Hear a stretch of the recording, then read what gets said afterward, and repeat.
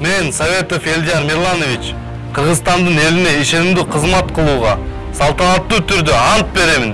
Кыргыз Республикасынын Конституциясын жана мыйзамдарын ыйык сактоого, аскердик уставдардын талаптарын, командирлер менен зардалдардын буйруктарын аткарууга ант беремин.